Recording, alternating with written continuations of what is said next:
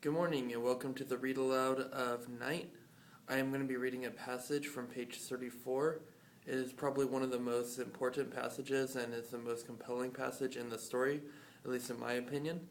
And basically what is happening in this is that Eli Wiesel is the main character of Night, and it's a true story, so this actually happened to him, is basically just arrived to the concentration camp, and he's describing his feelings of what's happening and what's going on in it. So I'm going to begin by reading the passage, and then I will go back, and then I will go and I will read through the passage one more time. But this time I will be looking at different lines. So here we go.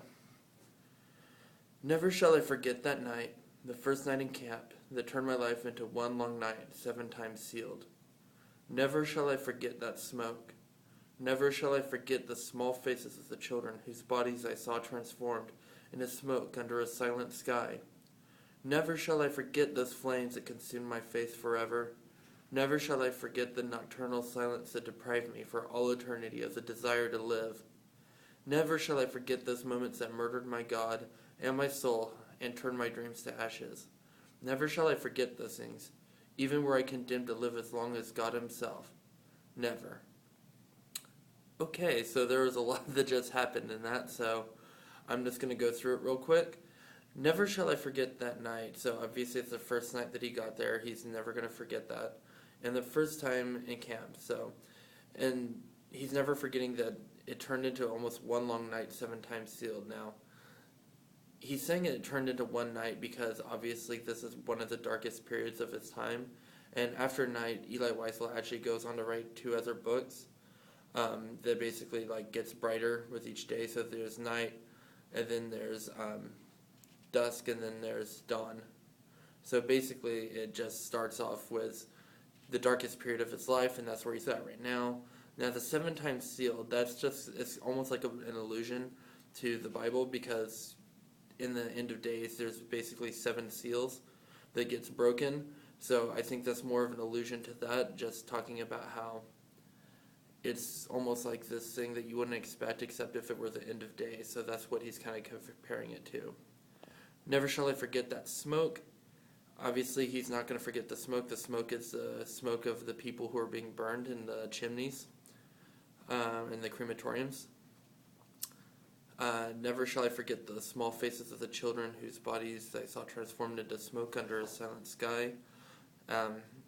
He didn't actually see his mother or sister die, but he assumed, since they were probably one of the weaker ones, that they probably didn't make it past the selection, which the selection is when the Nazis would come and basically decide live or die, and unfortunately they probably didn't make it.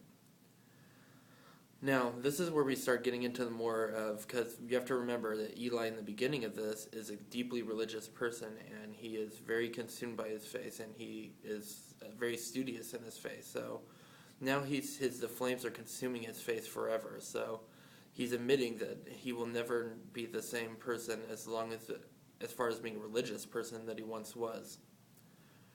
The nocturnal silence. So again, making a reference to night. So nocturnal for people who are awake during the night.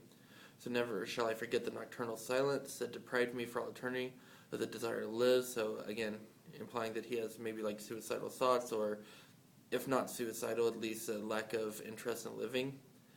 And the moments that murdered his God and soul and dreams.